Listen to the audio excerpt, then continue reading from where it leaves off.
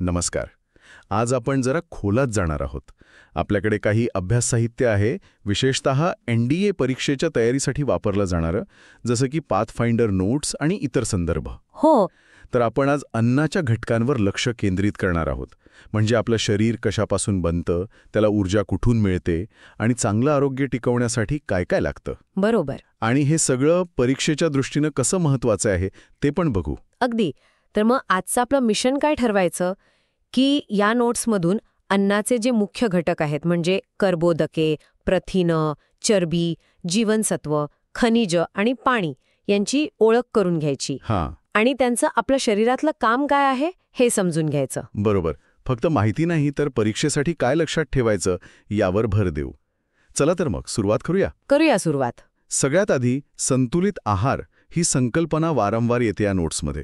नक्की काय असतं हे? संतुलित आहार म्हणजे अगदी सोप्या भाषेत असा आहार ज्यात शरीराला आवश्यक असलेले सगळे पोषक घटक कर्बोदके, प्रथिनं, चरबी, जीवनसत्व, खनिज, पाणी हे योग्य प्रमाणात मिळतात.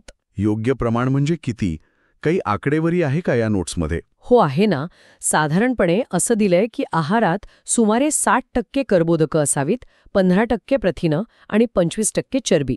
म्हणजे असं गुणोत्तर बघितलं तर 3 भाग कर्बोदकं, 1 भाग प्रथिनं, 1 भाग चरबी. अच्छा, 3-1-1 असं काहीसं. हो, जवळपास तसं.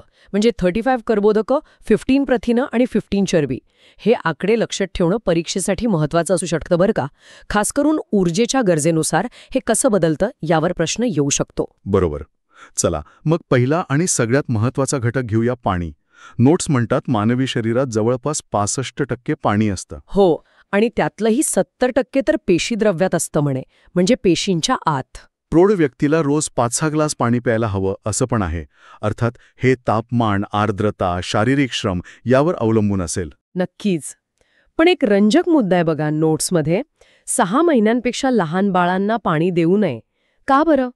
हो, हा मुद्दा खरंच विचारात पडणारा आहे. याचं कारण असं आहे की त्यांची मूत्रपिंडा म्हणजे किडनीज अजून पूर्णपणे विकसित झालेल्या नसतात. त्या पाण्यातील अतिरिक्त सोडियम किंवा इतर खनिज सहजपणे बाहेर टाकू शकत नाहीत. अच्छा, म्हणजे त्यांना आईच्या दुधातूनच पुरेसं पाणी मिळतं. अगदी बरोबर. प्रौढांसाठी मात्र पाणी खूप महत्वाचं आहे. पहिलं काम म्हणजे शरीराचं तापमान नियंत्रित ठेवणं. घाम येतो आणि शरीर थंड होतं हे पाण्यामुळेच शक्य आहे. दुसरं म्हणजे शरीरातले टाकाऊ पदार्थ, युरिया वगैरे मूत्रावाटे बाहेर टाकण्यासाठी पाणी माध्यम म्हणून लागतं. आणि तिसरं, शरीरात होणाऱ्या बहुतेक सगळ्या रासायनिक क्रिया म्हणजे बायोकेमिकल रिॲक्शन्स त्या पाण्यातच होतात. म्हणजे NDA सारख्या ठिकाणी जिथे शारीरिक क्षमता महत्वाची आहे तिथे पुरेसं पाणी पिणं किती गरजेचं असेल. अगदी. डिहायड्रेशनमुळे कामगिरीवर परिणाम होऊ शकतो. नक्कीच. आता येऊया ऊर्जेच्या मुख्य स्रोताकडे, कर्बोदके म्हणजे कार्बोहायड्रेट्स. हे कार्बन, हायड्रोजन आणि ऑक्सिजनपासून बनलेले असतात. हो, आणि गंमत म्हणजे शरीराच्या एकूण वजनाचा फक्त 1.5% भाग असूनही हेच आपले ऊर्जेचे मुख्य स्रोत आहेत. वनस्पती आणि प्राणी हे वेगवेगळ्या रूपात साठवतात असं पण आहे नोट्समध्ये. बरोबर. वनस्पती स्टार्चच्या रूपात साठवतात. धान्य, बटाटे यात स्टार्च असतं. तर प्राणी आणि मानव अतिरिक्त ग्लुकोज, ग्लायकोजनच्या रूपात साठवतात. कुठे साठवतात हे ग्लायकोजन? मुख्यत्वे यकृत म्हणजे लिव्हर आणि स्नायूंमध्ये, मसल्समध्ये. कर्बोदकांचे 3 मुख्य प्रकार आहेत. सगळ्यात साधे म्हणजे मोनोसॅकराइड्स, जसं की ग्लुकोज जी आपल्या रक्तातली साखर आहे, किंवा फ्रुक्टोज जी फळांमध्ये असते. दुसरे डायसॅकराइड्स म्हणजे 2 मोनोसॅकराइड्स एकत्र. आपली रोजची साखर सुक्रोज किंवा दुधातली लॅक्टोज ही याची उदाहरणं. आणि तिसरे म्हणजे पॉलिसॅकराइड्स, अनेक मोनोसॅकराइड्सची लांब साखळी. स्टार्च, ग्लायकोजन आणि सेल्युलोज हे पॉलिसॅकराइड्स आहेत. अच्छा, आणि यांचं पचन कसं होतं? पचनाची सुरुवात तोंडातच होते. आपल्या लाळेमध्ये टायलिन नावाचं एक एन्झाईम असतं. त्याला सॅलिव्हरी अमायलेज असंही म्हणतात. ते स्टार्चचं रूपांतर माल्टोजमध्ये करतं. आणि ऊर्जा किती मिळते यातून? हिशोब सोपा आहे. 1 ग्रॅम कर्बोदकांपासून साधारण 4 किलो कॅलरी ऊर्जा मिळते. ठीक आहे. आपलं शरीर रक्तातील ग्लुकोज वापरतं ऊर्जेसाठी, आणि जे अतिरिक्त ग्लुकोज असतं ते यकृतात आणि स्नायूंमध्ये ग्लायकोजन म्हणून साठवलं जातं. या प्रक्रियेला म्हणतात ग्लायकोजेनेसिस. जसं आपण पैसे बँकेत ठेवतो तसं. अगदी. आणि जेव्हा रक्तातली साखर कमी होते म्हणजे ऊर्जेची गरज भासते, तेव्हा यकृतातलं हे साठवलेलं ग्लायकोजन परत ग्लुकोजमध्ये रूपांतरित होतं. याला म्हणतात ग्लायकोजेनोलिसिस, म्हणजे गरजेच्या वेळी बँकेतून पैसे काढण्यासारखं. मस्त उदाहरण आहे. हो ना. आता सेल्युलोजबद्दल बोलायचं तर तो पण पॉलिसॅकराइड आहे. वनस्पतींच्या पेशी भित्तीत असतो. कापूस आणि कागद म्हणजे जवळजवळ शुद्ध सेल्युलोज. पण आपण मानव ते पचवू शकत नाही. अच्छा, मग कोण पचवतं? गाय, म्हैस, बकरी असे रवंथ करणारे प्राणी पचवू शकतात. त्यांच्या पचनसंस्थेत तसे जीवाणू असतात. आणि अजून एक गोष्ट, जर कर्बोदकं गरजेपेक्षा खूप जास्त खाल्ली गेली तर त्यांचं रूपांतर चरबीत होतं. याला लिपोजेनेसिस म्हणतात. म्हणजे जास्त गोड खाल्लं की वजन वाढतं ते यामुळेच. बरोबर. आणि याचे मुख्य स्रोत कोणते? ऊर्जा देणारे पदार्थ म्हणजे गहू, तांदूळ, मका, ज्वारी, बाजरी, ऊस, फळं, मध, दूध, त्यातली लॅक्टोज साखर. एका प्रौढ व्यक्तीला रोज साधारण 500 ग्राम कर्बोदकांची गरज असते असं नोट्समध्ये आहे. पण अर्थातच शारीरिक श्रमावर हे अवलंबून आहे. हो, म्हणजे खेळाडू किंवा जास्त शारीरिक कष्ट करणारे, जसं की NDA प्रशिक्षणार्थी, त्यांना याची गरज नक्कीच जास्त असणार. अगदी.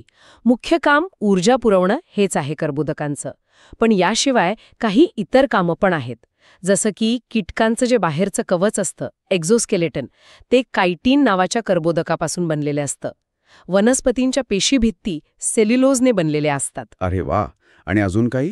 हो, आपलं जे अनुवांशिक द्रव्य आहे, DNA आणि RNA, ते बनवण्यासाठी जी साखर लागते, रायबोज आणि डिऑक्सिरायबोज, ती सुद्धा कर्बोदकच आहेत. बरीच महत्वाची कामं आहेत की. आता बोलूया स्निग्ध पदार्थ किंवा चरबीबद्दल. लिपिड्स किंवा फॅट्स यांच्याबद्दल असं म्हणतात की ते कर्बोदकांपेक्षा दुप्पट ऊर्जा देतात. हो, खरंय. 1 ग्रॅम चरबी जाळली की सुमारे 9.3 किलो कॅलरी ऊर्जा मिळते. कर्बोदकांच्या दुपटीहून जास्त. आणि हे फॅटी ॲसिड आणि ग्लिसरॉल नावाच्या रेणूंपासून बनलेले असतात. शरीरात ॲडिपोज टिश्यूमध्ये साठवले जातात, बरोबर? अगदी. ही ऊर्जा तेव्हा वापरली जाते जेव्हा ग्लुकोज पटकन उपलब्ध नसतं किंवा खूप वेळ ऊर्जेची गरज असते, जसं की उपवासाच्या वेळी किंवा दीर्घकाळ चालणाऱ्या व्यायामात. लायपेज नावाचं एन्झाईम यांचं पचन करतं. फॅटी ॲसिडचे पण प्रकार असतात म्हणे, सॅच्युरेटेड आणि अनसॅच्युरेटेड. हो, हे महत्वाचं आहे. सॅच्युरेटेड फॅटी ॲसिड असलेले पदार्थ सामान्य तापमानाला घन असतात, जसं की लोणी, तूप, वनस्पती तूप, चरबी. अनसॅच्युरेटेड फॅट्स असलेले पदार्थ द्रव असतात, म्हणजे तेल. आणि यातलं कोणतं चांगलं, कोणतं वाईट? वाईट असं काही नाही, पण प्रमाण महत्वाचं आहे. नोट्समध्ये कदाचित भर दिला असेल की सॅच्युरेटेड फॅट्स जास्त खाल्ले तर रक्तातलं कोलेस्ट्रॉल वाढू शकतं आणि हृदयविकाराचा धोका वाढू शकतो. याला हायपर कोलेस्ट्रॉलेमिया म्हणतात. हो, याचा उल्लेख आहे. त्यामुळे आहारात अनसॅच्युरेटेड फॅट्स जास्त असावेत असं सुचवलं जातं. विशेषतः काही आवश्यक फॅटी ॲसिड्स असतात, जसं की लिनोलिक ॲसिड. यांना आवश्यक म्हणतात कारण आपलं शरीर ते स्वतः बनवू शकत नाही. म्हणजे ते आहारातनंच घ्यावे लागतात. बरोबर.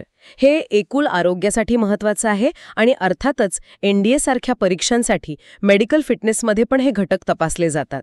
आणि चरबी जास्त खाल्ली तर लठ्ठपणा येतो, ओबेसिटी, ज्यामुळे blood pressure, heart problems, diabetes असे धोके वाढतात. हे पण परीक्षेसाठी महत्वाचे मुद्दे आहेत. नक्कीच.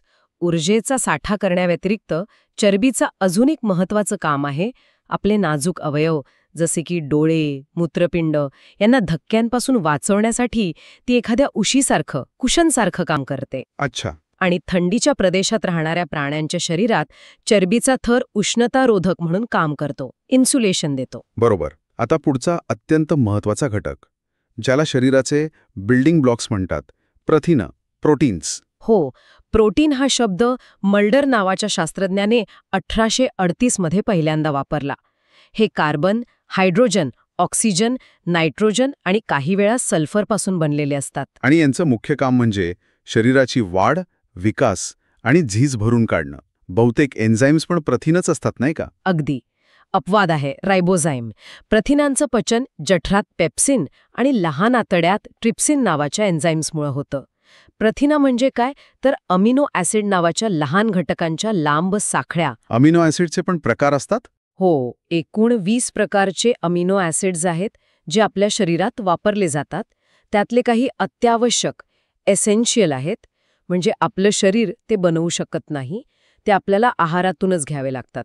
उदाहरणार्थ लायसिन, मिथिओनिन, व्हॅलिन. आणि बाकीचे अनावश्यक, नॉन एसेन्शियल आहेत, म्हणजे शरीर ते गरजेनुसार स्वतः बनू शकतं. प्रथिनं ऊर्जा पण देतात, 1 ग्रॅममधून सुमारे 5.65 किलो कॅलरी. पण शरीर सहसा ऊर्जेसाठी कर्बोदकं आणि चरबी वापरतं. प्रथिनांचा मुख्य उपयोग बांधणी आणि दुरुस्तीसाठीच होतो. एका प्रौढ व्यक्तीला रोज किती प्रथिनं लागतात? साधारणपणे 70 ते 100 ग्रॅम. पण पुन्हा गरज व्यक्तीनुसार बदलते. वाढत्या वयात, गरोदरपणात, स्तनपान करताना आणि जास्त शारीरिक श्रम किंवा व्यायाम करणाऱ्यांना जास्त प्रथिनं लागतात. म्हणजे परत एनडीए प्रशिक्षणार्थींसाठी हे महत्वाचं आहे, स्नायूंच्या बळकटीसाठी वगैरे. नक्कीच. आणि स्रोत कोणते आहेत याचे? नोट्समध्ये काय दिलंय? हे खूप महत्वाचं आहे. मांस, मासे, अंडी, दूध आणि दुग्धजन्य पदार्थ आणि डाळी हे सगळे सहज उपलब्ध होणारे चांगले स्रोत आहेत. बरोबर. प्रथिनांची कार्य खूप वेगवेगळी आहेत. वाढ आणि दुरुस्ती तर आहेच. अनेक एन्झाईम्स प्रथिनं आहेत, जी शरीरातल्या रासायनिक क्रिया घडवून आणतात. आपली रोगप्रतिकार शक्ती देणारी प्रतिपिंड म्हणजे अँटीबॉडीज ही पण प्रथिनच आहेत. अजून काय? शरीराच्या रचनेत पण प्रथिनं आहेत, जसं की कोलाजन, जे आपली त्वचा, हाडं, टेंडन्समध्ये असतं. केराटीन, जे केस, नखं, शिंग यात असतं. अरे हो. काही हॉर्मोन्स पण प्रथिनं आहेत. उदाहरणार्थ इन्स्युलिन, जे रक्तातील ग्लुकोज नियंत्रित करतं. आपल्या रक्तात ऑक्सिजन वाहून नेणारं हिमोग्लोबिन आणि डोळ्यांमध्ये दृष्टीसाठी आवश्यक रंगद्रव्य ही सुद्धा प्रथिनच आहेत. म्हणजे प्रथिनं किती महत्वाची आहेत? यांच्या कमतरतेमुळे काय होतं? तीव्र कमतरता असेल, विशेषतः लहान मुलांमध्ये प्रथिनं आणि ऊर्जा दोन्ही कमी असेल, प्रोटीन एनर्जी मालन्यूट्रिशन PM, तर गंभीर कुपोषण होतं. याचे 2 मुख्य प्रकार नोट्समध्ये असतील, क्वॅशिऑरकॉर आणि मॅरेस्मस. हो, यांचा उल्लेख आहे. क्वॅशिऑरकॉरमध्ये वाढ खुंटते, शरीरावर सूज येते.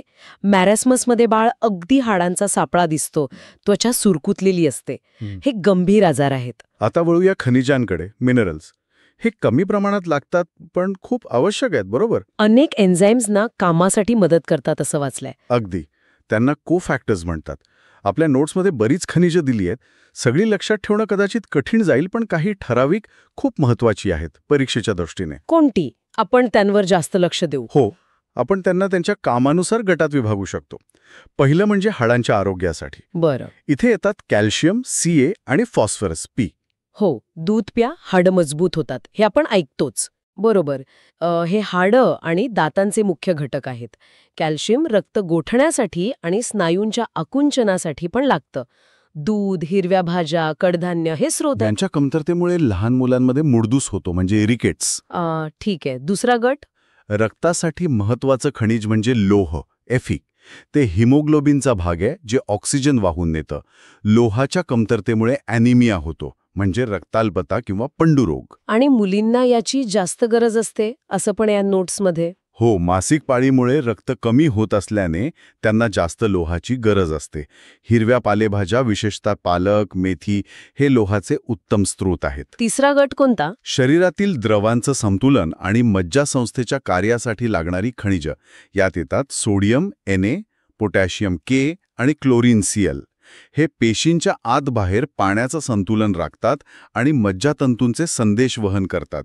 मीठ, दूध, भाज्या हे यांचे मुख्य स्रोत आहेत. आणि अजून एक महत्वाचं, आयोडीन. अगदी. आयोडीन हे थायरॉइड ग्रंथीसाठी आवश्यक आहे. यातून थायरॉक्सिन नावाचं हार्मोन बनतं, जे आपल्या शरीराचा चयापचय दर नियंत्रित करतं. आयोडीनच्या कमतरतेमुळे गलगंड म्हणजे गॉयटर होतो. त्यासाठीच आयोडीनयुक्त मीठ वापरायला सांगतात. बरोबर. समुद्री अन्न, मासे यातही आयोडीन असतं. या व्यतिरिक्त magnesium Mg, sulphur S, cobalt CO, जे व्हिटॅमिन B12चा घटक आहे, फ्लोरीन F, जे दातांसाठी चांगलं आहे पण जास्त झालं तर हानिकारक, अशी इतरही खनिजं महत्वाची आहेत. म्हणजे थोडक्यात, जरी कमी प्रमाणात लागली तर ही खनिजं अत्यावश्यक आहेत आणि ती वेगवेगळ्या पदार्थांमधून मिळतात. अगदी. म्हणूनच आहारात विविधता असणं खूप महत्वाचं आहे. आता बघूया जीवनसत्व, विटॅमिन्स. फंक नावाच्या शास्त्रज्ञाने यांना ॲक्सेसरी फूड फॅक्टर्स म्हटलं होतं. हे चयापचय क्रिया नियंत्रित करतात, पण यांच्यातून ऊर्जा मिळत नाही. हो, आणि याचे 2 मुख्य गट आहेत जे नोट्समध्ये नक्की असतील. एक म्हणजे मेदात विरघळणारे फॅट सॉल्युबल ए, डी, ई आणि के, हे आपल्या यकृतात साठवले जातात. आणि दुसरा गट? आणि व्हिटॅमिन सी. परत इथे पण खूप मोठी यादी असेल. परीक्षेसाठी कोणती जास्त महत्वाची? पुन्हा तेच, सगळी नावं आणि रासायनिक सूत्र पाठ करण्याऐवजी काही प्रमुख जीवनसत्व, त्यांचं मुख्य काम आणि त्यांच्या अभावी होणारे आजार लक्षात ठेवणं जास्त उपयोगी ठरतं. मागच्या काही प्रश्नपत्रिका आणि नोट्स बघता काही जीवनसत्व जास्त महत्वाची वाटतात. कोणती? पहिलं म्हणजे व्हिटॅमिन ए, रेटिनॉल. हे दृष्टीसाठी, विशेषतः कमी प्रकाशात बघण्यासाठी खूप महत्वाचं आहे. याच्या कमतरतेमुळे रात अंधळेपणा येतो. स्रोत? गाजर, पपई, आंबा, दूध, लोणी, अंड्याचा पिवळा बलक, माशांचं तेल. ठीक आहे, पुढचं? Vitamin B1, thiamine. हे कर्बोदकांच्या चयापचयासाठी आणि मज्जासंस्थेच्या कार्यासाठी आवश्यक आहे. याच्या कमतरतेमुळे बेरीबेरी नावाचा आजार होतो, ज्यात स्नायू कमजोर होतात, थकवा येतो. आणि हे कशातून मिळतं? यीस्ट, गहू, तांदूळ, विशेषतः न सडलेला, शेंगदाणे, डाळी. ओके. तिसरं महत्वाचं? Vitamin C, ascorbic acid. हे रोगप्रतिकार शक्ती वाढवतं आणि हिरड्यांच्या आरोग्यासाठी, कोलाजन तयार करण्यासाठी महत्वाचं आहे. याच्या कमतरतेमुळे स्कर्वी नावाचा आजार होतो. स्कर्वी म्हणजे काय होतं त्यात? हिरड्यांमधून रक्त येतं, त्या सुजतात, दात ढिले होऊ शकतात. जुन्या काळात खलाशांमध्ये हा आजार खूप दिसायचा, कारण त्यांना ताजी फळं मिळायची नाहीत. अच्छा. आणि स्त्रोत? सगळी आंबट फळं. आवळा हा उत्तम स्रोत आहे. लिंबू, संत्री, मोसंबी, तसेच पेरू, टोमॅटो, हिरवी मिरची, यात पण व्हिटॅमिन सी असतं. ठीक आहे. चौथं? Vitamin D, calciferol. हे कॅल्शियम आणि फॉस्फरस शरीरात शोषायला मदत करतं, त्यामुळं हाडं आणि दात मजबूत राहतात. हे सूर्यप्रकाशातून मिळतं असं म्हणतात ना? अगदी. आपली त्वचा सूर्यप्रकाशात व्हिटॅमिन डी तयार करते. याच्या कमतरतेमुळं लहान मुलांमध्ये मुडदूस, रिकेट्स होतो, ज्यात हाडं कमकुवत होतात, वाकतात. आणि प्रौढांमध्ये ऑस्टिओमॅलेशिया होतो, म्हणजे हाडं ठिसूळ होतात. स्त्रोत काय आहेत याचे, सूर्यप्रकाश सोडून? माशांचं यकृत तेल, कॉड लिव्हर ऑइल, दूध, अंडी पिवळा बलक. आणि अजून एक महत्वाचं व्हिटॅमिन? Vitamin K, फायलोक्विनोन. हे रक्त गोठण्यासाठी अत्यंत आवश्यक आहे. जर जखम झाली तर रक्तस्राव थांबायला याची गरज असते. हे कशातून मिळतं? हिरव्या पालेभाज्या, पालक, कोबी, ब्रोकोली, सोयाबीन तेल. आणि एक इशारा पण आहे नोट्समध्ये की मेदात विरघळणारी जीवनसत्व ए, डी, ई, के जास्त प्रमाणात घेतली तर ती शरीरात साठून राहतात आणि त्रास देऊ शकतात. हायपर व्हिटॅमिनोसिस म्हणतात त्याला. बरोबर आहे. त्यामुळे व्हिटॅमिन सप्लिमेंट्स घेताना डॉक्टरांचा सल्ला घेणं महत्वाचं आहे. पाण्यात विरघळणारी जीवनसत्व बी आणि सी अतिरिक्त झाली तर सहसा मूत्रावाटे बाहेर टाकली जातात. त्यामुळे त्यांचा धोका तुलनेने कमी असतो, पण तरीही अतिरेक टाळावा. बरोबर. आता शेवटचा घटक, ज्याकडे अनेकदा दुर्लक्ष होतं, चौथा किंवा तंतुमय पदार्थ. रफेज हा अन्नातला न पचणारा भाग असतो, मुख्यत्वे सेल्युलोज. याचं काय महत्त्व? जरी यातून थेट पोषण मिळत नसलं तरी पचन संस्थेच्या आरोग्यासाठी हा खूप महत्वाचा आहे. याचं पहिलं काम म्हणजे अन्नाला आकारमान देणं, बल्क देणं. त्यामुळे पोट भरल्यासारखं वाटतं आणि अतिरिक्त खाणं टाळलं जातं. आणि सर्वात महत्वाचं म्हणजे हा आतड्याची हालचाल म्हणजे पेरिस्टाल्सिस सुलभ करतो.